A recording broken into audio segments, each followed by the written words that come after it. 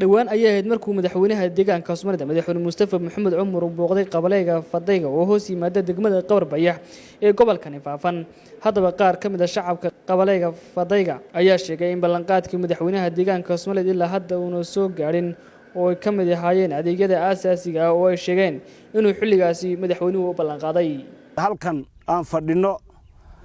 waa sayidka Fadayga waa goobtii aan ku soo dhaweynay madaxweynaha bulshada ama ummadda sayidkan ku nool ama intii magacana madaxweynaha waxbay ka codsadeen ballanqaad cad buu noo sameeyay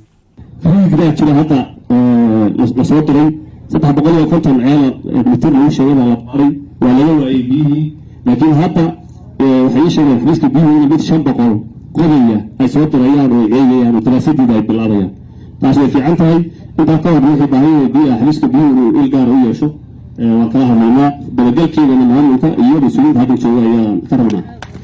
dhinaca caafimaadka health centerka ka jira meesha in la qalabeeyo baahiya qalabintaas in dhaqso loo sameeyo ambulance saad sheegtay u baahan tahay ambulance waa walaynaa dhawaan xiriiska caafimaadka ambulance keenaya insha Allah bishan gudigeeda aan maqlay in qaybta hore iyo taariikh lagu daro waan magaranaysaa waxaana ballanqaadkii cadda uu noo sameeyay koob biya ka ahaa in ceel riiga naloo bilaabayo ayuu laba waxay health centerka ay hay'addu noo dhistay ee aan wax dawladii noo dhisin in naloo qalabeeyo ambalaastiisiina inaan la keenay ahayd waa ballanqaadkii madaxweynuhu uu noo fidiyay kaas jid isku xidha marka roobka sidan oo kala meesha way godoomaysaa haday gabadh umusho meel laga qaado lama helo haddii ruux kale bugtaan ku dhacda uu yimaado meel la mariyo lama helo jidkaana uu ballanqaaday ballanqaadkii dhammaan waxba kama hayno sababta aan u laanahayna ma garanayno tii horena waxba nooma qaban laakiin isagu wuxuu ku dhaamay uu noo yimid imaatinkii uu noogu yimid uu ku amaanaa laakiin ballanqaadkiisi ma hayno madaxweyne Mustafa ma hayno ballanqaadkii waxaan leenahay madaxweyne ballanqaadkii aan hello waa meeshii madaxweyne Mustafa Maxamed Cumar au noogu yimiday oo ayna jirin hadda ka hor isaga ka hor wax madax oo haba yaraatee goobta isa soo taagay sidaan maalintii horeba u sheegnay